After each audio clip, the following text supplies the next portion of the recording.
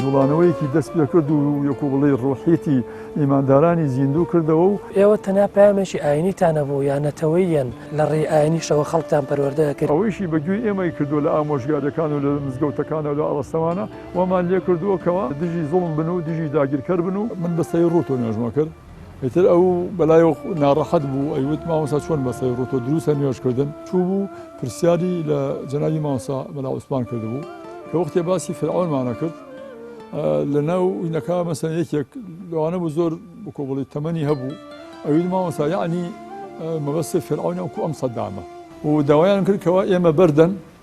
ئەگینا ئەدەین لە هەموو بیناکە و وەکو بڵێ هجوومەکەین بووی هاتە حەوشەکە و گوێم لێ بوو هەر ئەیوت حەسەن لەکوێیە بە عەرەبی مامۆستا مەلعالی حەسەن لەکوێیە ناڕەحەت بوو بوون ناو تەپ و تۆز و خوێن و شتەکە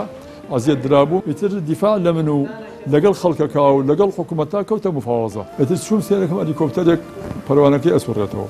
وتیان سوار بە هیجرەتەکەی بۆ وڵاتی ئێران بە مەبەستی دروستکردنی حیزبێکی ئیسلامی بە ناوی ئەنسار ڕێخستنێکی ئیسلامی بووین و لە ناو قوتابخانەی برایانی موسڵمان کە ئاشنا بووین بۆ قوتابخانەیە لێدان و تەعزیبتان لە سجنەکانە چ جۆرێ ئەوان بران بۆ قاعی ئەعدام ئێمەش باخەکەمان هێنراین بۆ